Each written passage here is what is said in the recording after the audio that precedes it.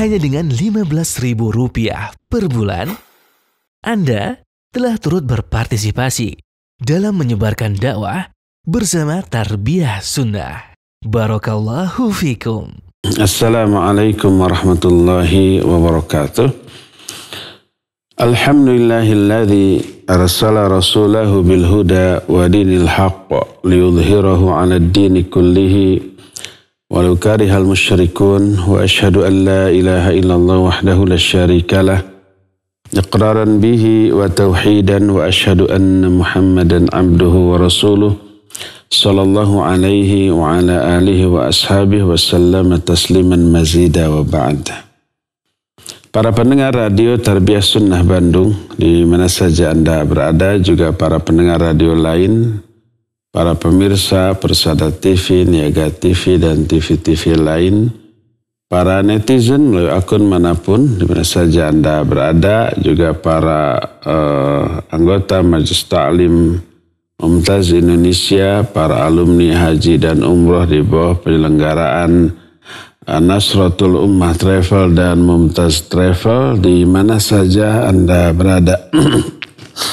Alhamdulillah, kita kembali berjumpa di pagi hari yang cerah ini untuk melanjutkan kajian kitab Ad-Da'u wad-Dawa. Kita masih sedang berbicara tentang salah satu di antara sanksi bagi para pelaku dosa dan maksiat. Pada pertemuan yang lalu, kita sudah menerangkan bahwa salah satu di antara sanksi yang akan diterima oleh para pelaku maksiat, dia akan lupa terhadap dirinya sendiri, lupa terhadap tujuan hidupnya sendiri, melupakan akhirat, melupakan ibadah, melupakan tugas pokok sebagai seorang hamba.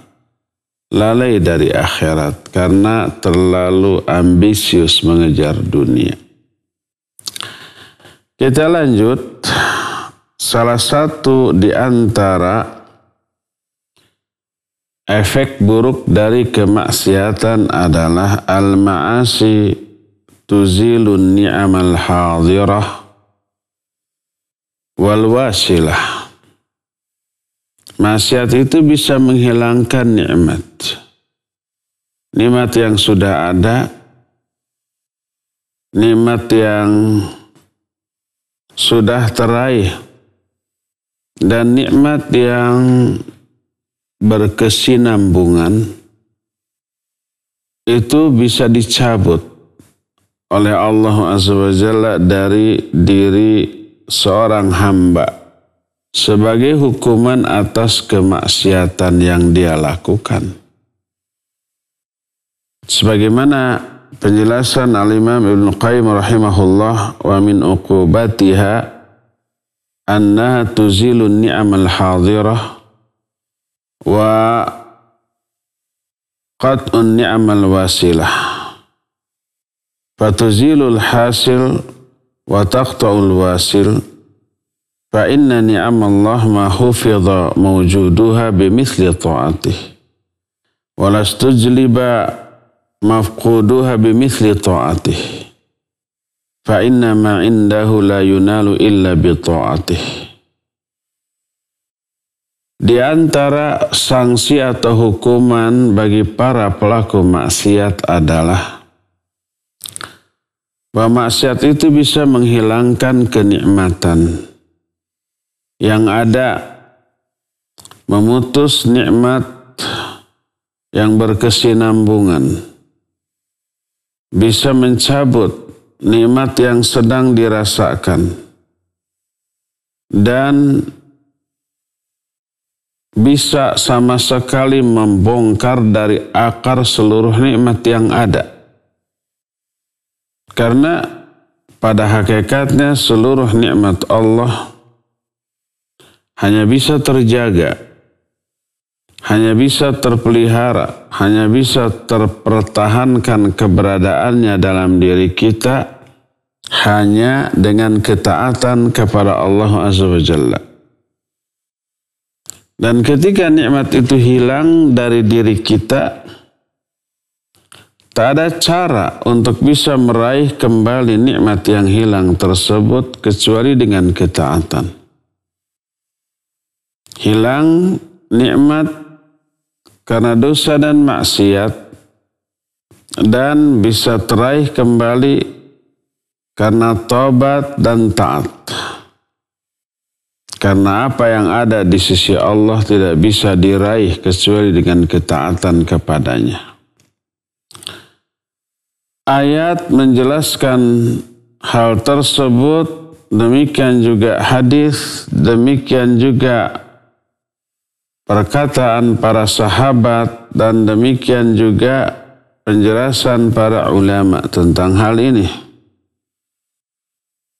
Allah berfirman, wa idh ta'adzana rabbukum la in syakartum la azidannakum wa la in kafartum inna azabi lasyadid. Dan ingat ketika Allah mengumumkan, mengumandangkan, memberitahukan, la in syakartum, apabila kalian bersyukur, maksudnya mensyukuri nikmat. Mensyukuri nikmat itu dengan cara meningkatkan taat. Sebab itulah makna atau hakikat dari syukur.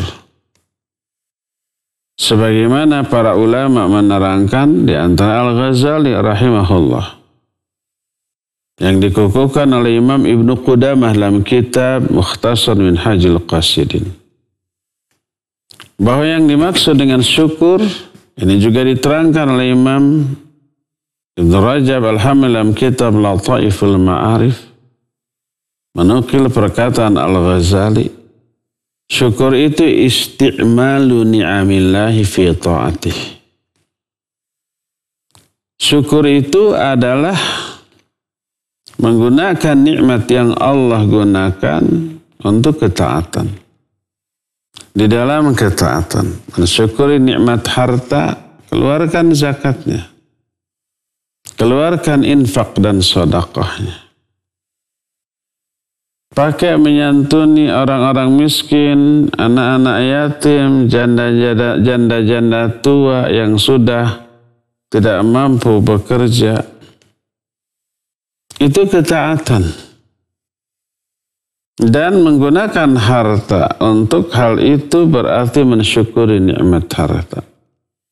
Jadi syukur itu taat. Syukur itu meningkatkan ibadah baik kualitas ataupun kuantitas. Ketika Aisyah radhiyallahu anha melihat betapa dahsyat dan hebatnya ibadah Rasul alaihi salatu wassalam, padahal beliau sudah dijamin masuk surga, tak akan ada seorang pun yang bisa masuk surga sebelum beliau. Beliaulah yang pertama kali mengetuk pintu surga. Untuk beliaulah surga pertama kali dibuka pintunya. Seluruh dosa kesalahan yang lalu, yang sedang dan yang akan datang dijamin diampuni oleh Allah. Liyaghfira lakallahu ma taqaddama min dhanbihi wa ma ta'akhkhar. Allah mengampuni dosa yang lalu ataupun yang akan datang dari dosa Nabi alaihi salatu wassalam. Tapi ibadah yang beliau lakukan, surga sudah di tangan, dosa sudah dijamin diampuni. Ibadahnya luar biasa dahsyat, hebat. Malamnya selalu bangun dan berdiri lama di hadapan Allah. Dengan kualitas dan kuantitas salat yang tak ada bandingannya. Kata Aisyah, "Limadha fa'alta hadha ya Rasulullah? Laqad ghafara laka, laqad ghafara Allahu laka ma taqaddama wa ma ta'akhkhar." Kenapa engkau melakukan ibadah ini sedahsyat ini wahai Rasulullah? Para Allah telah mengampuni dosamu yang lalu ataupun yang akan datang. ketakwaannya, ibadahnya, taatnya meningkat. Setelah dijamin surga, setelah dijamin ampunan atas semua dosa dan kesalahan. Apa kata beliau? Afala uhibbu an akuna 'abdan syakura. Tidakkah aku suka kalau aku disebut sebagai hamba yang bersyukur? Bersyukurnya itu dengan cara meningkatkan ketakwaan, ibadah, amal soleh dan ketaatan. Maka begitulah cara bersyukur. Siapa yang bersyukur atas nikmat Allah dalam bentuk meningkatkan taat dan takwa, Allah tambah nikmat itu. La in syakartum la azidannakum wa la in kafartum. Kalau kamu bersyukur atas nikmatku, artinya meningkatkan ketaatan atas nikmat itu, aku tambah nikmatku. Wa la in kafartum, tapi kalau kamu maksiat, kufur nikmat itu maksiat. Menggunakan nikmat Allah untuk meraih kemurkaan Allah. Semua bentuk dosa adalah bentuk kufur terhadap nikmat. Wala in kafartum, kalau kamu kufur terhadap nikmat dalam bentuk dosa dan maksiat, melanggar larangan Allah, mengabaikan perintah Allah Azza wa Jalla, itu kufur nikmat. Inna azabi lasyadid. Sesungguhnya azabku itu benar-benar dahsyat, benar-benar pedih. Maka selain diazab dengan azab yang dahsyat di dunia, di alam kubur, apalagi di akhirat, waliyadu billah, nikmat yang Allah telah berikan kepada orang tersebut Allah cabut. Nikmatnya Allah ganti dengan azab. Karena salah mengantisipasi nikmat. Harusnya disyukuri, malah ini dikufuri. Harusnya taat, ini malah maksiat. Begitulah penyebab Allah merubah kondisi atau nasib seseorang. Karena sikap orang itu terhadap nikmat Allah. Innallaha la yughayyiru ma biqaumin hatta yughayyiru ma bi anfusihim. Allah itu tidak akan merubah nikmat yang Allah berikan kepada seseorang sampai orang tersebut merubah nikmat itu jadi azab dengan cara tidak disyukuri.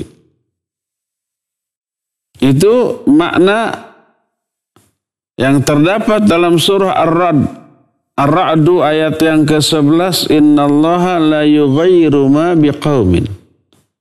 Artinya Allah tidak akan merubah nikmat yang ada pada diri suatu kaum atau pada diri seseorang. Bukan nasib. Allah tidak akan merubah nasib seorang sampai orang itu merubah nasibnya sendiri. Bukan begitu. Ma itu nikmat. Innallaha, sesungguhnya Allah, la yughayyiru, tidak akan merubah ma apa-apa biqaumin, yang terdapat dalam suatu kaum, hatta sehingga yughayyiru, mereka merubah ma apa-apa bi anfusihim, yang ada dalam dirinya. Ma ini nikmat. Allah tidak akan merubah nikmat yang telah Allah berikan ke suatu kaum sampai mereka merubah nikmat itu yang ada dalam diri mereka menjadi azab dengan cara tidak disyukuri, digunakan untuk maksiat. Makanya para ulama ahli tafsir ketika menafsirkan ayat ini seperti Al-Imam Ibnu Katsir rahimahullahu ta'ala dalam kitab tafsirnya, beliau mengaitkan ayat tersebut dengan ayat yang terdapat dalam surah Al-Anfal, Dzalika bi anna Allah lam yakum mughayyiran ni'matan an'amaha an'amaha ala qaumin hatta yughayyiru ma bi anfusihim. Al-Anfal 53. Yang demikian itu karena Allah lam yaku mughayyiran ni'matan an'amaha ala qaumin. Allah tidak akan merubah nikmat yang Allah berikan kepada suatu kaum hatta yughayyiru ma bi anfusihim. Sampai mereka merubah nikmat yang ada dalam diri mereka dengan cara maksiat dengan nikmat itu, dosa dengan nikmat itu. Allah rubah jadi azab. Hilanglah nikmat tersebut karena dosa, karena maksiat. Ini yang menjadi penyebab maksiat itu menghilangkan nikmat. Dzalika bi anna Allah lam yakum mughayyiran ni'matan an'amaha 'ala qaumin hatta yughayyiru ma bi anfusihim. Allah tidak akan merubah nikmat yang Allah berikan kepada suatu kaum, kepada seseorang sampai kaum itu yang merubah nikmat yang ada pada dirinya sendiri menjadi azab karena tidak disyukuri, karena tidak dipakai untuk melakukan ketaatan, malah digunakan untuk melakukan dosa dan kemaksiatan. Allah cabut, hilang tuh nikmat itu. Apapun bentuk nikmat tersebut, Allah cabut nikmat itu. Bila orang itu maksiat, dosa dan maksiat menghilangkan nikmat dan anugerah yang selama ini Allah berikan kepada dia.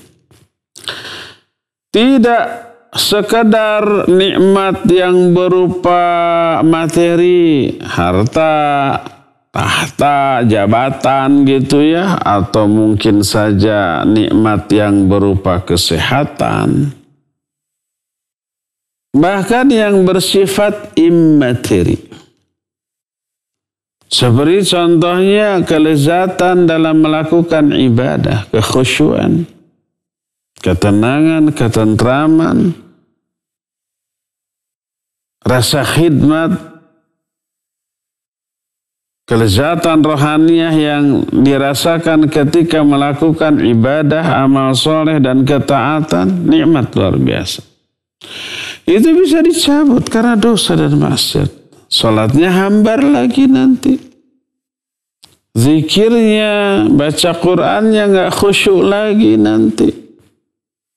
Tidak lagi terasa nikmat. Kalau sudah nggak terasa nikmat, baik salat, zikir, berdoa, baca Qur'an, dijamin malas, nggak termotivasi karena dia nggak merasakan apa-apa dalam salatnya.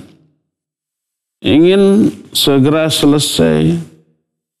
Ingin segera beranjak dari tempat sholat itu. Kalau baca Quran ingin segera ditutup. Kalau doa dan zikir ingin segera tuntas. Karena dia nggak merasakan apa-apa yang menyebabkan dia betah ketika ibadah tersebut.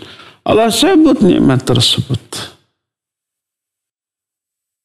Termasuk nikmat berupa ilmu.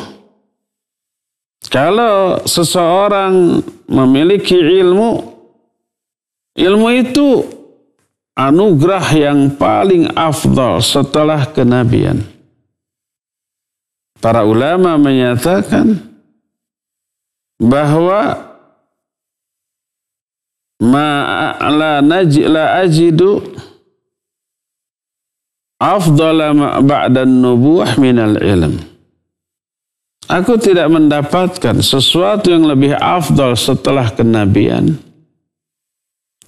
daripada ilmu. Ilmu itu kenikmatan yang luar biasa, kebaikan lahir batin dunia dan akhirat. Kenikmatan yang jauh lebih mahal daripada harta, daripada dunia dan isinya.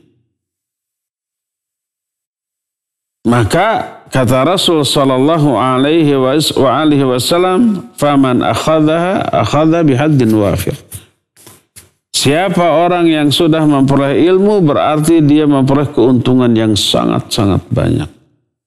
Innama al-ulama warathatul anbiya wa innal anbiya lam yuwarithu dinaran wala dirhaman. Innama warathul ilma. Faman akhadhaha Faman akhadahu bihaddin wafir.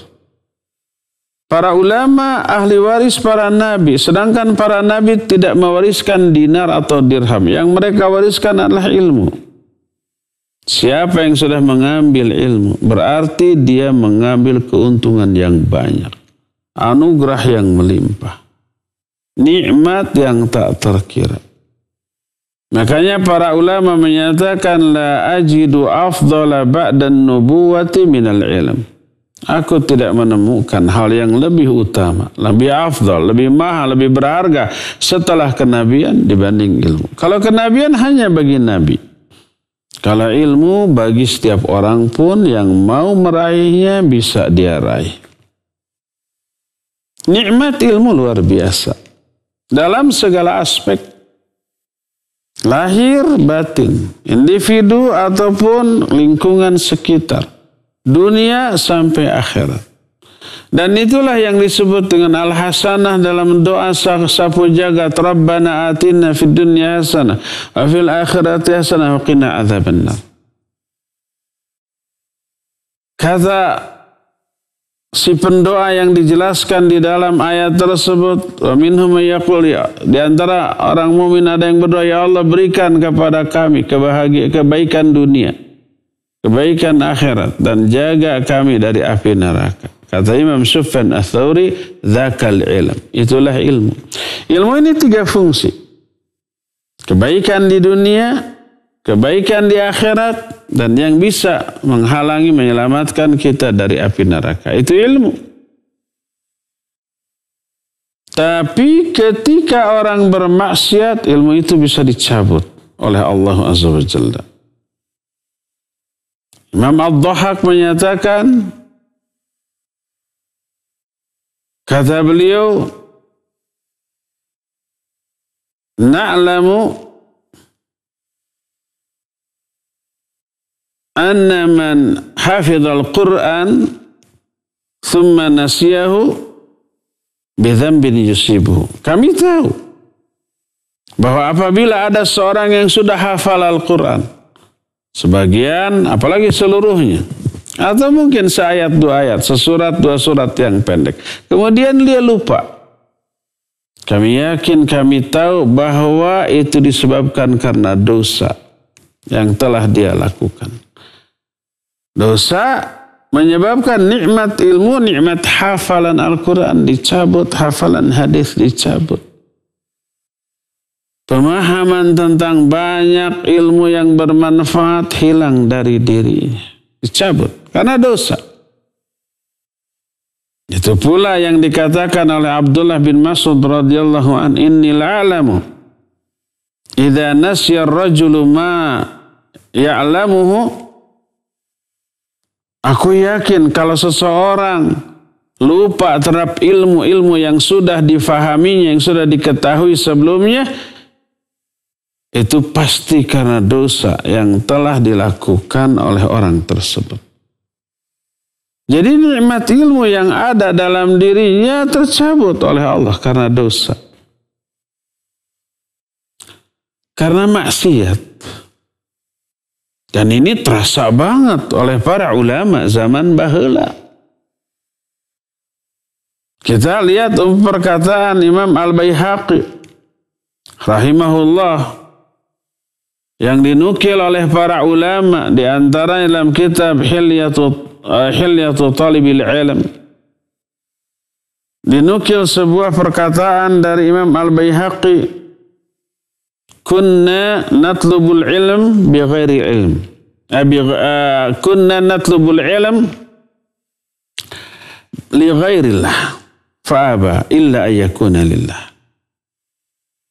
Kami dulu pernah mencari ilmu bukan karena Allah. Gagal ternyata. Ilmu itu enggan untuk singgah dalam hati dan pikiran serta jiwa seseorang, kecuali harus diniatkan untuk Allah Azza wa Jalla. Meniatkan mencari ilmu bukan karena Allah lah dosa dan maksiat. Maka ilmu yang merupakan anugerah yang sangat besar, terbesar setelah nubuwah yang Allah berikan, itu ternyata gagal didapat karena kesalahan niat yang merupakan dosa. Salah satu di antara niat yang salah yang diterangkan oleh Imam Al-Baji di dalam menjelaskan perkataan Imam Al-Baihaqi tersebut adalah mencari ilmu untuk popularitas. Mencari ilmu untuk dianggap sebagai orang yang beken. Orang yang dikenal. Tidak ikhlas. Dan itu dosa, maksiat. Maka enggan, dia gagal, tidak memperoleh anugerah tersebut. Bahkan ketika ilmu yang merupakan anugerah yang sangat besar tersebut sudah diperoleh, sudah diraih, sudah difahami, sudah dihafalkan, itu bisa tercabut, hilang, lupa karena dosa dan maksiat. Sebagaimana perkataan Imam Abdullah bin Mas'ud serta Al-Dhahak wa na'lamu Idza hafidha ar-rajulu al-Qur'an thumma nasiyahu bidzambin.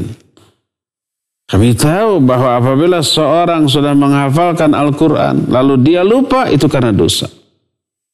Inni la'alamu idza nasiya ar-rajulu ma ya'lamuhu.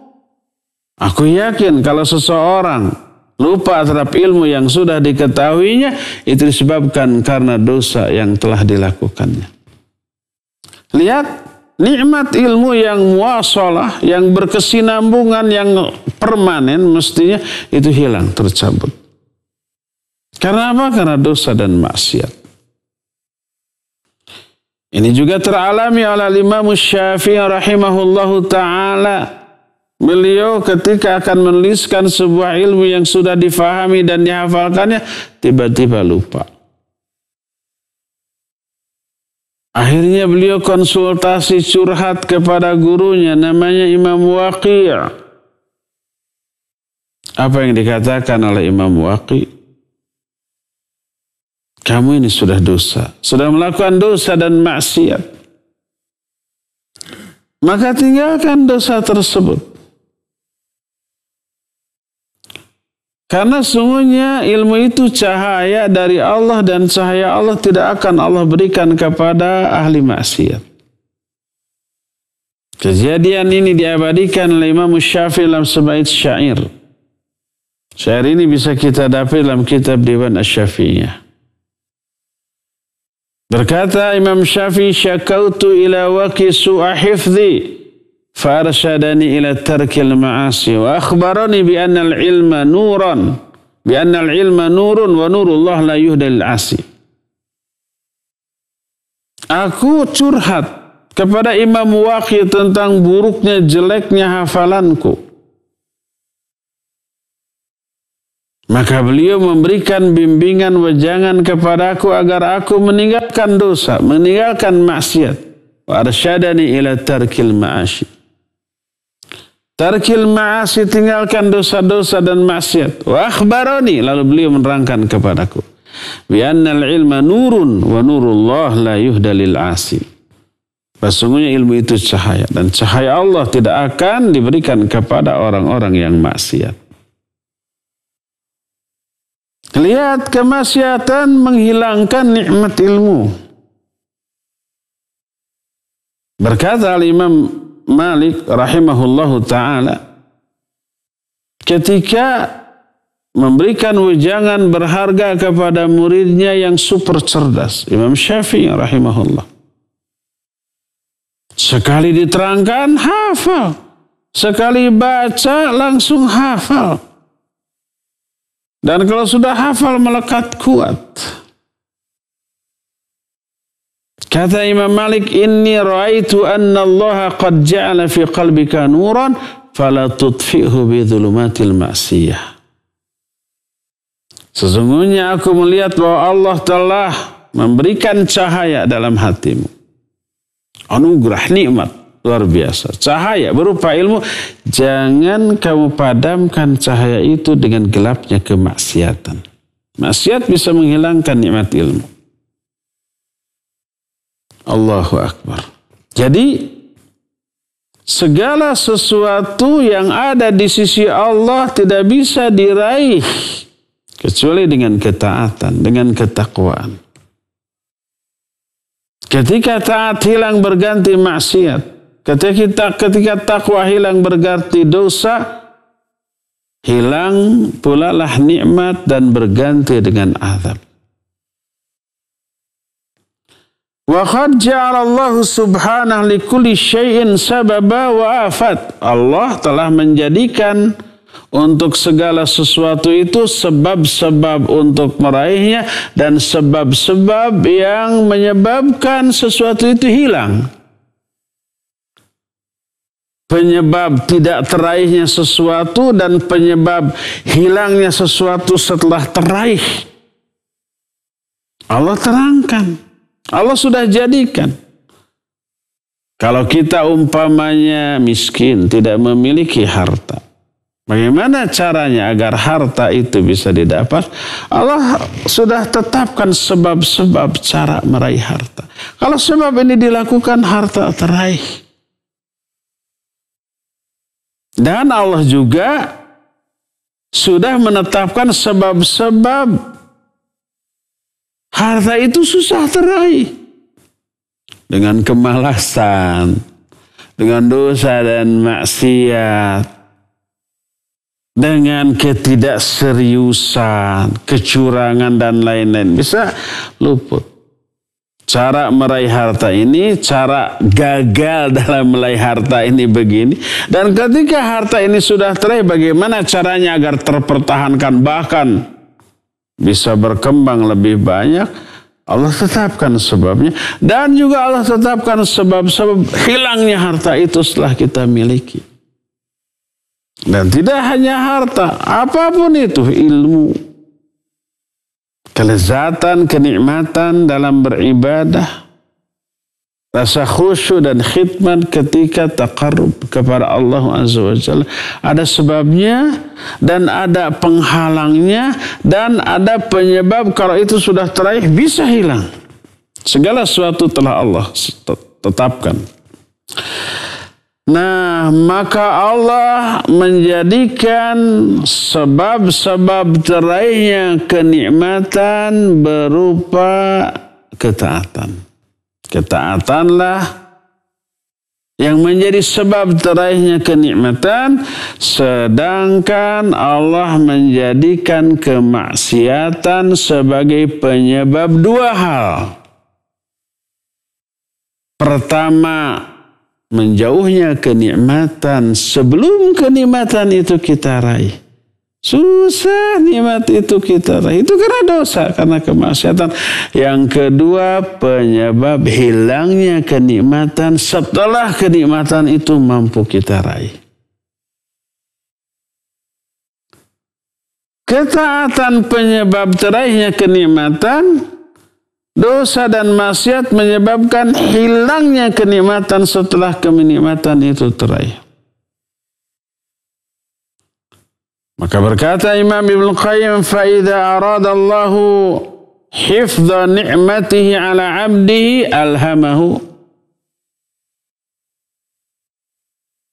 أَلْهَمَهُ بِطَاعَتِهِ فِيهَا وَإِذَا أَرَادَ زَوَالَهَا عَنْهُ خَذَلَهُ حَتَّى عَصَاهُ بِهَا. Apabila Allah ingin menjaga, memelihara nikmat yang Allah berikan kepada seorang hamba, Allah ilhamkan, Allah berikan taufik hidayah kepada hamba itu untuk mentaati Allah dengan nikmat itu. Nikmatnya dia gunakan untuk ketaatan. Kalau nikmatnya berupa jabatan, dia pakai jabatan itu untuk menegakkan keadilan. Kekuasaannya, power yang dimilikinya, pangkatnya dia pakai menegakkan keadilan, memberantas kebatilan. Itu cara mensyukuri nikmat, kekuasaan, pangkat, dan jabatan. Akan langgengkan. Akan Allah langgengkan. Kalau nikmatnya berupa harta, dia keluarkan zakatnya, infaknya, sedekahnya. Dia cari mana masjid yang sedang dibangun. Dia cari mana pesantren yang sedang dibangun. Dia cari mana yayasan dakwah yang sedang membutuhkan dukungan sokongan dana untuk operasional dakwahnya. Salurkan ke sana. Itu ketaatan yang bisa melanggengkan apa? Melanggengkan nikmat dari harta tersebut. Dan itu tidak bisa dilakukan kecuali apa? Hidayah dari Allah. Makanya beliau mengatakan فَإِذَا أَرَادَ اللَّهُ حِفْظَ نِعْمَتِهِ عَلَى عَبْدِهِ أَلْهَمَهُ بِطَاعَتِهِ بِهَا. Apabila Allah ingin melanggengkan nikmat yang Allah berikan kepada seorang hamba, Allah berikan ilham kepada hamba itu. Allah berikan hidayah taufik untuk mentaati Allah dengan nikmat itu.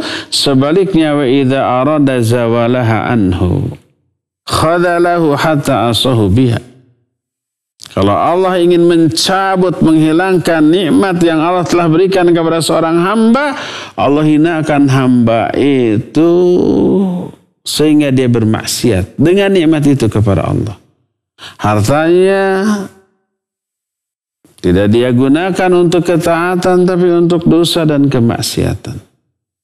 Jabatannya, pangkatnya, kekuasaannya justru untuk apa?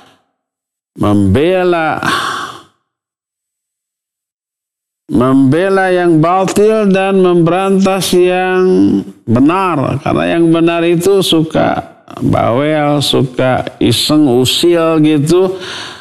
Mengkritik, menasihat, sok menasihati. Kata mereka bahasanya begitu. Diberantas yang benar. Nah yang batil-batil yang mendukung dia. Dibela. Allah akan cabut nikmat tersebut. Wa minal ajab, sesuatu yang sangat aneh, heran, mengherankan adalah ilmul abdi bidzalika musyahadatan fi nafsi wa ghairihi.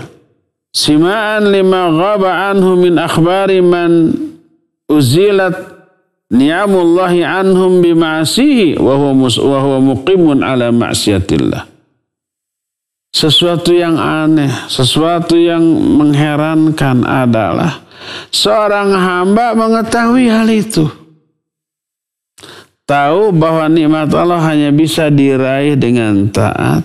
Tahu bahwa maksiat menyebabkan nikmat bisa hilang, tercabut dari dirinya. Dia tahu. Tahu karena menyaksikan itu teralami oleh dirinya atau teralami oleh orang lain. Mendengar berita orang lain zaman baheula tentang orang yang dicabut nikmatnya oleh Allah karena dosa dan kemaksiatan. Kita mendengar kisah-kisah para penguasa raja zaman baheula, Fir'aun, Raja Namrud, dan yang sejenisnya, kaum Ad, kaum Thamud, dan yang sejenisnya. Dahsyatnya kekuatan mereka, skill mereka, power mereka. Tapi mereka durhaka oleh Allah, dibinasakan, dihancurkan karena kemaksiatan. Tahu meyakini hal itu, tapi wahuwa muqimun ala maksiatillah. Tapi dia tetap di atas kemaksiatan kepada Allah. Ngeyel, kekeh, petekeh, ngotot di atas dosa dan kesalahannya. Padahal tahu kesalahan, dosa dan maksiat menyebabkan nikmat tercabut. Seolah-olah dia beranggapan dirinya itu akan terkecualikan dari sunnatullah tersebut. Dan sunnatullah. Walan tajida li sunnatillahi tabdila. Kamu tidak akan melihat, menemukan adanya perubahan dalam sunnatullah. Dan tidak ada pengecualian. Jadi orang yang meyakini tapi tetap berada di atas kemaksiatan, seolah-olah dia memandang dirinya akan terkecualikan dari sunnatullah tersebut. Dirinya memiliki kekhususan dari keumuman nasib orang. Enggak. Seolah-olah itu hanya berlaku bagi orang lain tapi tidak berlaku bagi dirinya. Enggak. Semuanya berlaku. Maka fa'ayyu jahlin ablaghu min hadza. Kebodohan apalagi yang lebih bodoh daripada itu. Wa ayu dzulmin lin nafsi fawqa hadza, kezaliman apalagi yang lebih zalim kepada diri sendiri dibanding hal ini. Berdasarkan hal itulah maka stop dosa dan maksiat demi terpertahankannya nikmat yang Allah telah berikan kepada kita, sehingga nikmat ini tetap abadi, tidak hanya dalam kehidupan di dunia yang fana ini, tapi nikmat ini tetap menyertai kita, terasa oleh kita di alam setelah kematian, di alam barzakh, di alam mahsyar nanti, di alam akhirat nanti, sampai kita menginjakkan kaki kita di sebuah negeri yang hanya ada kenikmatan, hanya ada kebahagiaan, hanya ada kesenangan, tak ada kesedihan, tak ada penderitaan, tak ada keburukan. Itulah surga Allah yang penuh dengan kenikmatan, yang semoga Allah Azza wa Jalla menjadikan kita termasuk salah satu di antara penghuni surganya dengan rahmatnya. Allahumma ij'alna birahmatika min ahlil jannah. Allahumma ij'alna birahmatika min ahlil jannah. Allahumma ij'alna birahmatika min ahlil jannah. Ya Allah, jadikanlah kami dengan rahmatmu sebagai ahli surga. Ya Allah, jadikan kami dengan rahmatmu sebagai ahli surga. Ya Allah, jadikan kami karena rahmatmu sebagai ahli surga. Ya, inilah salah satu di antara sanksi bagi pelaku dosa dan kemaksiatan, yaitu hilangnya nikmat dari diri kita. Ya, cukup penjelasan di pagi hari ini sampai di sini, dan kita masuki sekarang sesi tanya jawab. Wa sallallahu ala nabiyina Muhammadin wa ala alihi wasallam. Mangga. Syukran Ustaz atas pemaparan materi yang telah disampaikan. Dan ikhwati man azani Allah wa iyyakum, para pendengar dan pemirsa dimanapun antum berada yang menyimak kajian di pagi hari ini, kami mengundang kepada antum semua yang akan bertanya di sesi tanya jawab. Silahkan bisa melalui line telepon di nomor 0228686267 ataupun bisa melalui pesan singkat ke nomor 081122714776. Baik, kita akan angkat telepon terlebih dahulu. Ya, silahkan. Assalamualaikum warahmatullahi wabarakatuh. Waalaikumsalam warahmatullahi wabarakatuh. Silakan Pak Mulyono. Siap. Ya, tadi disampaikan yaitu mencari ilmu itu wajib. Ya, mencari ilmu harus berniat. Kalau nggak ada niat, yaitu maksiat. Bagaimana orang si fulan itu mencari ilmu karena belum tahu karena niatnya itu. Tapi sampai sekarang si fulan itu selalu takut dengan mencari ilmu itu, apa yang didapat diamalkan, apa itu termasuk masih maksiat. Assalamualaikum warahmatullahi wabarakatuh.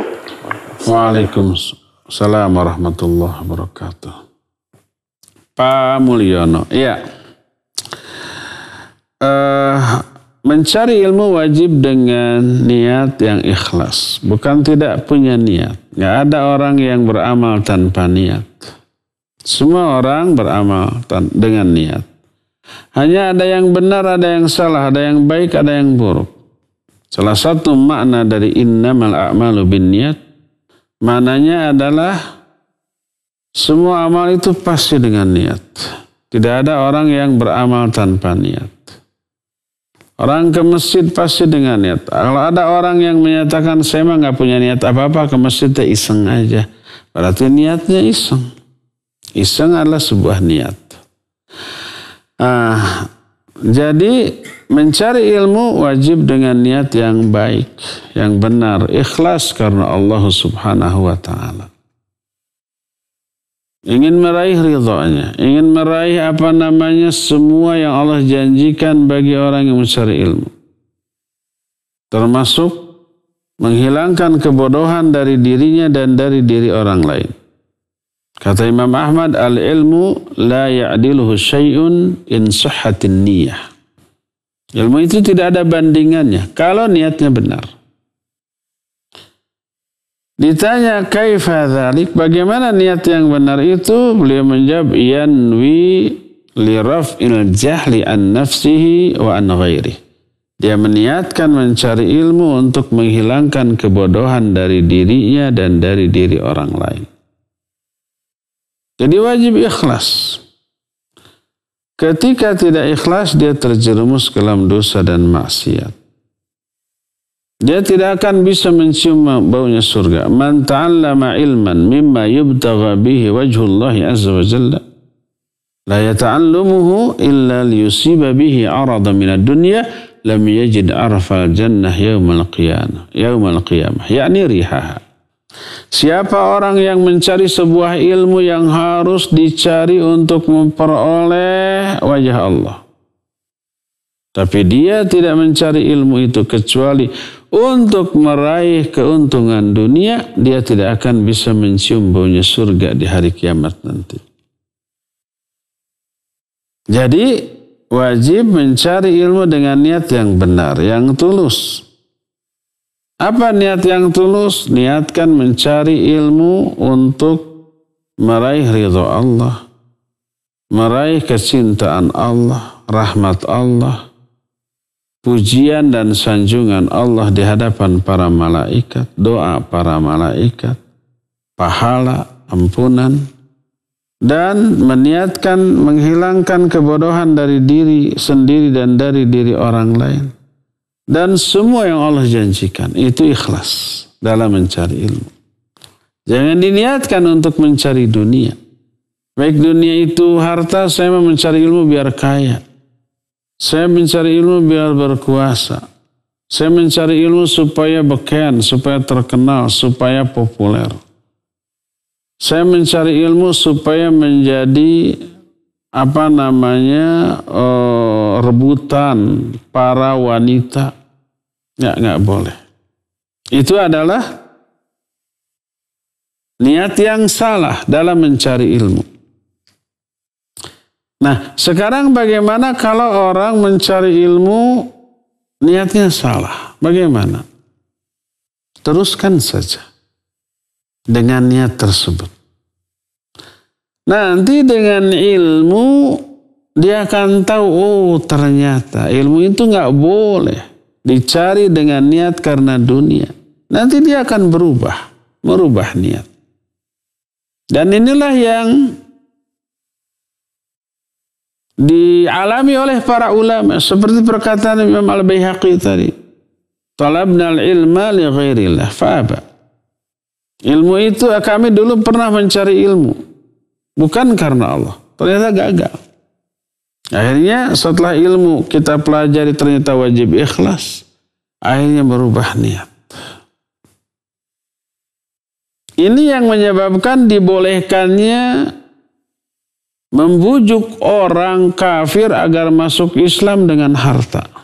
Berikan harta dulu agar dia senang dengan harta itu, diberi harta agar masuk Islam. Tapi setelah masuk Islam dibina, dididik, didakwahi. Akhirnya niatnya berubah. Yang tadinya masuk Islam karena harta, akhirnya menjadikan Islam jauh lebih dia cintai dari apapun di alam jagat raya ini. Oleh karena itu boleh kita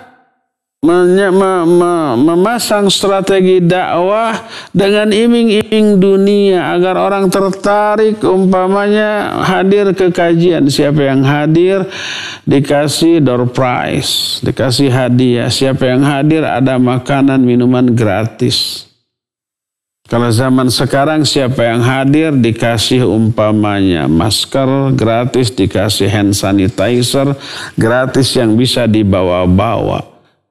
Siapa yang mau hadir nanti dapat vaksin gratis umpamanya. Siapa yang hadir nanti ada hadiah umrah mungkin. Awalnya orang hadir karena iming-imingnya, tapi begitu hadir dengar kajian, dengan ceramahnya, dengar nasihatnya nanti berubah insyaallah. Di dalam ada awaiqut talab kutaib yang pernah kita bahas, ada sebuah kisah. Seseorang dia ya miskin ya bodoh, tapi ngincer ngeceng seorang perempuan ya kaya raya ya cantik jelita, masih jomblo dia. Lalu dia melamar dalam keadaan tidak punya apa-apa. Ternyata lamarannya ditolak. Nggak punya nilai jual dia. Harta nggak punya, ilmu juga tidak ada, status sosial juga tidak dia miliki. Status sosialnya rendah, nggak dianggap orang. Akhirnya dia berpikir setelah ditolak, kekeh tuh ya, kekeh ingin dapat si perempuan itu, gigih dia. Dia berpikir dengan apa saya bisa memikat hati wanita itu? Apakah dengan harta atau dengan kehormatan? Kalau dengan harta saya harus mencari banyak uang. Setelah kaya baru bisa melamar dan mungkin diterima. Kalau dengan kehormatan saya harus belajar mencari ilmu. Akhirnya dia memilih dengan kehormatan, dia belajar mencari ilmu. Akhirnya dia berhasil.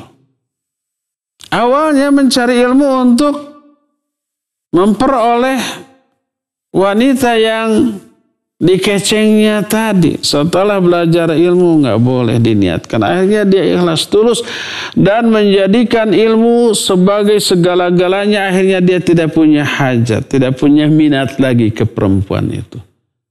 Setelah dia menjadi seorang yang berilmu, mengajarkan ilmunya, disanjung banyak orang, dipuji banyak orang, diikuti, dijadikan panutan, memperoleh kehormatan dan kemuliaan dengan ilmunya. Akhirnya dia nggak minat apa-apa lagi kepada wanita itu. Apa yang terjadi? Yang terjadi datanglah utusan wanita tersebut. Utusan ini mengatakan bahwa wanita tersebut menawarkan dirinya untuk menjadi istrinya. Dulu mah ditolak siapa jodogan itu. Setelah menjadi orang yang berilmu, yang dimuliakan orang karena ilmunya dan dia tulus dengan ilmunya, datang yang dulu menolak, menawarkan diri. Tapi apa yang terjadi? Dia sudah tidak berhasrat. Nggak level lagi. Memiliki wanita seperti itu untuk seorang yang berilmu, yang dicari yang salihah, yang taat. Ini sesuai dengan sabda Rasul sallallahu alaihi wasallam, siapa orang yang mengejar akhirat dengan memunggungi, membelakangi dunia, maka dunia akan mengejar dia dalam keadaan dunia itu hina dalam pandangannya. Jadi kalau ada seseorang yang mencari ilmu dengan niat yang keliru, yang salah, teruskan. Nanti di tengah perjalanan, setelah ilmu itu dia pelajari lebih mendalam, dia akan tahu. Bahwa ilmu wajib dikaji secara ikhlas, nanti dia akan berubah niat. Ya, Wallahu a'lam bishawab. Silakan lagi. Baik, syukran Ustadz atas jawabannya. Pertanyaan selanjutnya dari hamba Allah di Sukabumi. Ustadz, kalau ada yang bertanya mengenai ilmu atau ibadah, padahal kita sudah menjalankan atau sudah memahami akan ibadah tersebut, tapi kalau ada orang lain yang bertanya, kita jadi ragu-ragu atau was-was untuk menjelaskan hal tersebut. Akhirnya kita bertanya lagi sama Ustadz, apakah itu semua akibat maksiat yang kita lakukan atau kurang murojaah terhadap ilmu, Ustadz? Syukran, jazakallahu khairan. Silakan. Ya afan wa jazakillahu khairan. Itu sikap yang bagus. Seringkali kita faham terhadap sesuatu, akidah ke, manhaj ke, ibadah ke, akhlak ke. Untuk diri kita, kita yakin dan kita amalkan, kita aplikasikan dengan keyakinan tentang benarnya hal tersebut. Tapi untuk menjelaskan apa yang kita fahami kepada orang lain, untuk menjelaskan apa yang kita yakini, ini perlu kemampuan khusus. Gak semua orang bisa. Banyak tipikal orang seperti ini hanya faham untuk dirinya sendiri. Pas harus menjelaskan enggak. Orang seperti ini jangan memaksakan diri menjelaskan. Penjelasannya nanti bisa membuat orang bingung. Akhirnya membuat orang ragu tentang kebenaran yang sudah kita yakini. Serahkan ke ahlinya. Serahkan agar dia ini bertanya saja kepada ustaz. Nanti Ustadz selain faham untuk dirinya, dia berkemampuan karena pengalamannya bertahun-tahun, puluhan tahun menjadi ustadz, puluhan tahun, jutaan kali menjelaskan banyak hal, dia berkemampuan. Secara bahasa, secara retorika, secara metode, selain isi, konten dari apa yang dijelaskan. Itu akan lebih mengena kalau diserahkan kepada ahlinya. Maka ikhwan dan akhwat, saya sering menerima pertanyaan, baik telepon atau WA. Kalau WA, ignore. Kalau telepon, oke, saya layani. Apa pertanyaannya? Ada titipan dari kawan, dia nanya. Kawan saya ada yang non-muslim, ingin bertanya tentang Islam, bertanya, gimana jawabnya Ustaz? Nanti jawab lagi terus. Saya bilang saja. Saya bukan orang yang berkapasitas menjelaskan. Saya yakin dengan apa yang saya yakini untuk diri saya. Tapi untuk menjelaskan punya skill khusus. Butuh skill khusus. Tanya ke ustadz saya. Boleh, kasih nomornya. Tanya ke ahli.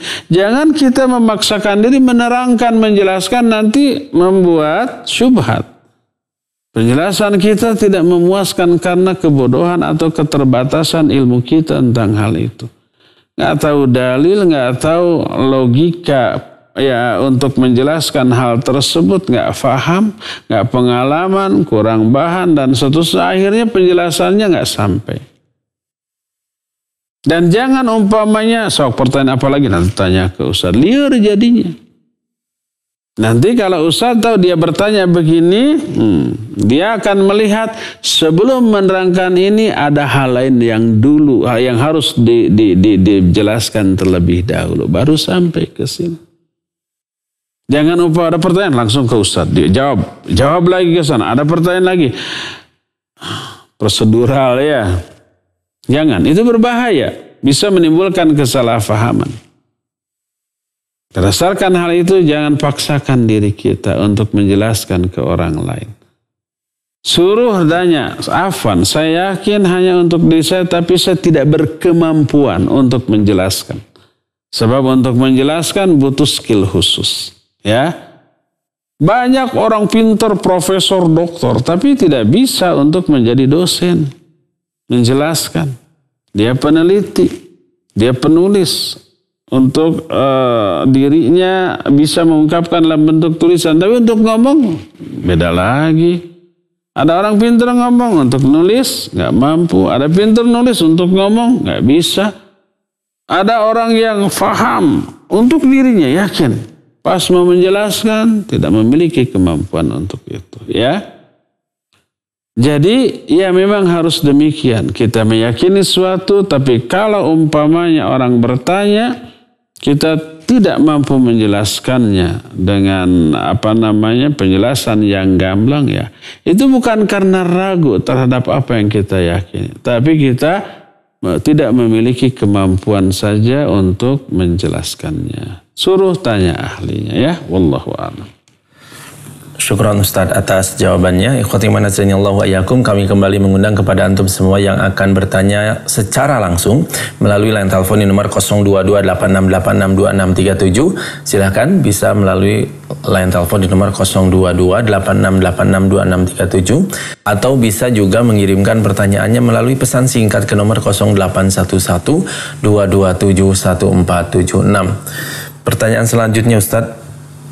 Bismillah, saya mau bertanya, saya memiliki anak yang insya Allah tahun depan mau masuk SD. Kebetulan di daerah tempat tinggal saya di Cimahi, sepengetahuan saya tidak ada SD atau belum ada SD yang bermanhaj salaf. Adapun di daerah Bandung dan cukup jauh dari rumah itu sudah ada. Saya ingin meminta pendapat Ustadz, apakah anak saya tetap dimasukkan ke SD sunnah walaupun jaraknya jauh, atau tidak apa-apa dimasukkan ke sekolah biasa yang memang jauh dari pelajaran sunnah, sementara saya sebagai orang tua sedikitnya sudah belajar sunnah. Mudah-mudahan Ustadz bisa menjawab pertanyaan saya. Syukran jazakallahu khairan. Silakan. Ya afwan wa jazakillahu khairan. Kalau mampu walaupun agak jauh, sekolahkanlah. Walaupun agak jauh, kita yang repot nggak masalah. Sambil jalan-jalan membawa anak. Karena SD biasanya ditunggu, mungkin biasanya full day, dari pagi sampai sore. Ya bisa ditinggalkan. Karena selama belajar kan tidak ditampingi oleh orang tua. Tinggalkan, nanti sore jemput lagi. Agak ribet ya, itu sebuah pengorbanan, perjuangan. Mencari ilmu memang butuh perjuangan. Butuh pengorbanan. Ilmu tidak bisa diraih dengan santai, dengan rileks. Ilmu itu hanya bisa diraih dengan perjuangan yang dahsyat. Harus memeras keringat, air mata, pikiran, tenaga. Kadang harus nangis ya, kadang harus nangis. Karena penderitaan selama mencari ilmu. Ya, banyak yang mengalami. Para asatidz pastilah mengalami. Pernah merasakan pahit getirnya perjuangan mencari ilmu. Sampai harus menahan rasa lapar. Sampai harus tidur di tempat terbuka. Sampai harus meneteskan air mata. Dan seterusnya ya. Pahit di awal, manis di akhir. Ya. Tidak apa-apa, walaupun apalagi Cimahi, Bandung. Masih satu kota lah dianggapnya ya. Bandung-Bandung keneh atuh. Ya. Dulu mah Cimahi itu bagian dari Bandung, sekarang misah tapi masih di dalam jangkauan. Orang Cimahi ke Bandung nggak safar, orang Bandung ke Cimahi nggak safar. Masih satu daerah. Kode areanya juga masih 022 ya nggak? Nomor plat nomor mobil motornya juga masih apa? Masih D, tidak jadi yang C umpamanya ya. Masih dekat ya, nggak sampai sejam lah, ya maksimal sejam dengan kemacetan.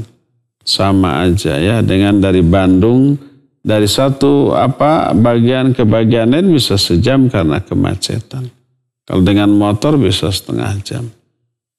Apa-apa berkorban sedikit, jangankan sedikit, berkorban banyak pun demi kesolehan anak kita. Investasi kita sampai ke akhirat, maka pengorbanan apapun maka harus kita lakukan. Wallahu a'lam. Silakan lagi. Syukran Ustaz atas jawabannya. Dari pertanyaan selanjutnya dari Bapak Kasmita di Gunung Batu. Izin bertanya Ustaz, afwan keluar dari bahasannya. Pada saat kita menjadi makmum pada sholat yang sir, jika kita belum selesai membaca Al-Fatihah, sementara imam sudah takbir karena bacaannya cepat, sementara kita tidak secepat bacaan imam, apakah kita harus menyelesaikan Fatihahnya dulu atau segera mengikuti takbir gerakan imam? Syukran Ustaz. Silakan.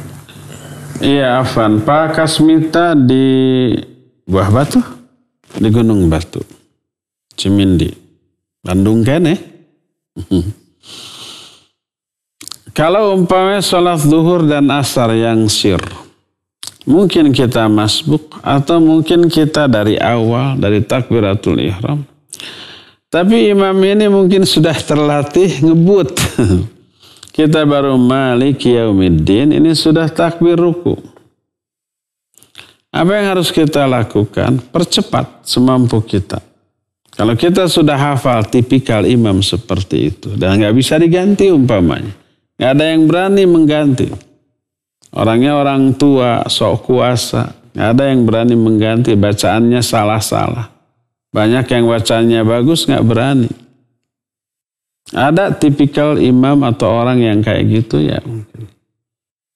Kalau kita tahu imamnya kayak begitu, lebih baik cari masjid lain. Kalau nggak ada, boleh di sana, tapi sesuaikan bacaan kita. Apa boleh buat, kita harus agak cepat membaca. Jangan sampai tertinggal. Nah, jadi kalau baru maliki yaumiddin surah Allahu Akbar, kita kebut. Walaupun berisiko mengurangi kadar kekhusyuan. Tapi itulah risiko yang paling minim. Sampai waladhdallin. Tapi kalau tahu umpamanya sampai waladhdallin pun keburu tidak lagi dan seterusnya, maka rukulah walaupun kita belum tamat Al-Fatihah. Umpamanya masbuk, kita masbuk. Begitu takbir Allahu Akbar baru ta'awudz, a'udzubillahi minasyaitonirrajim umpamanya. Imam sudah ruku, ya sudah. Kalau umpamanya sampai waladhdallin kita nggak akan keburu. Imam keburu sujud. Maka tidak boleh kita menunggu sujudnya imam kita menamatkan Fatihah dulu. Sudah rukuk saja dan rakaat tersebut tetap kita dapat insya Allah. Tidak harus ditambah. Faman adraka ruku faqad adraka rakaat. Siapa yang memperoleh ruku imam, dia memperoleh rakaat tersebut. Ya. Demikian Pak Kasmita, wallahu a'lam bissawab. Silakan lagi. Syukran Ustaz atas jawabannya. Pertanyaan selanjutnya dari hamba Allah. Assalamualaikum Ustaz, saya hamba Allah di Subang, ingin bertanya bagaimana kita tetap dalam istiqomah dan selalu merasakan kenikmatan dalam beribadah, sedangkan zaman sekarang adalah zaman penuh fitnah Ustaz. Jazakallahu khairan. Silakan. Iya, terutama rutinitas dan lingkungan pergaulan. Rutinitas kita harus aktivitas yang selalu mengkondisikan hati pikiran kita kepada akhirat. Perbanyak rutinitas yang seperti itu. Perbanyak baca Al-Quran dan menghafal Al-Quran. Persering mendengar kajian-kajian ilmiah, baik langsung kalau ada ataupun tidak langsung online. Baik online-nya live seperti sekarang ataupun rekaman. Sekarang ini mudah untuk memperoleh kajian. Tiap detik, tiap saat, 24 jam bisa. Bisa buka YouTube, bisa di Facebook, Instagram, atau media sosial yang lain. Materi apapun, ustaz siapapun, selama lurus, akidahnya, manhajnya, keilmuannya layak, boleh. 24 jam. Tidak akan habis. Ada mungkin jutaan ceramah kajian berbahasa Indonesia dari ratusan ustadz di Indonesia. Ada, silakan. Persering dengar kajian. Persering baca Al-Quran. Persering menghafalkan Al-Quran. Persering ibadah, salat sunat, ya, saum sunat, infak dan sedekah. Itu akan mengkondisikan hati pikiran kita. Sehingga kalau hatinya sudah didominasi oleh kebaikan, oleh akhirat, oleh alam kubur, oleh kekuasaan Allah, oleh hari kiamat, oleh surga dan neraka, pas masuk ke sholat, insya Allah lebih khusyuk. Pas baca Al-Quran, lebih khusyuk. Ya, pas zikir dan berdoa, lebih fokus.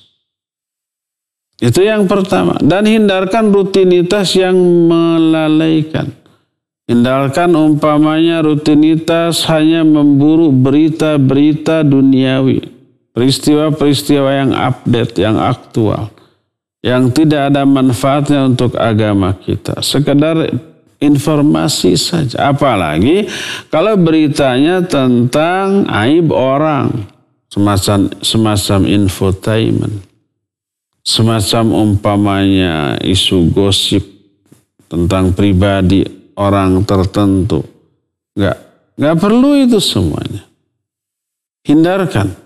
Itu yang pertama. Rutinitas kita banyak diisi oleh hal-hal yang bermanfaat. Yang kedua, environment. Lingkungan. Pergaulan kita. Dengan siapa kita bergaul, di lingkungan bagaimana kita berada, itu mempengaruhi. Jauhi pergaulan dengan orang-orang yang hanya membicarakan dunia. Dekati orang-orang yang hanya berbicara ilmu dan akhirat, serta ibadah dan amal soleh. Maka dengan seperti itu insya Allah kita akan istiqamah. Kita akan lebih khusyuk dalam beribadah. Ibadah kita akan lebih bertambah, meningkat baik kualitas ataupun kuantitasnya. Dua hal itu yang saling berkaitan satu sama lain. Tambah yang ketiga, jangan lupa minta kepada Allah. Berdoa agar Allah mengistiqamahkan kita. Agar Allah menganugerahkan ketegaran, kesabaran, ketabahan dalam menghadapi berbagai macam persoalan hidup yang bisa melalaikan kita dari akhirat. Mintalah kepada Allah. Berdoalah kepadanya sesering yang kita bisa. Ya, minimal 3 ini perhatikan. Pertama, rutinitas isi dengan yang baik-baik dan hindarkan rutinitas yang buruk. Kedua, lingkungan pergaulan. Bergaulah dengan orang-orang yang bisa menuntun kita kepada kebaikan dan hindarkan lingkungan pergaulan orang-orang yang bisa menyeret kita kepada keburukan. Dan yang ketiganya, perbanyak doa kepada Allah Subhanahu wa taala, ya. Ya, saya pikir cukup ya sampai di sini, waktunya sudah habis. Insyaallah kita jumpa kembali di hari Senin yang akan datang, melanjutkan kajian kitab Ad-Da'u wad-Dawa ini. Subhanakallahum bihamdik, asyhadu an la ilaha illa anta, astaghfiruka wa atubu ilaik, walhamdulillahi rabbil alamin, wa sallallahu ala nabiyina Muhammadin wa ala alihi wa sahbihi wasallam. Wassalamualaikum warahmatullahi wabarakatuh.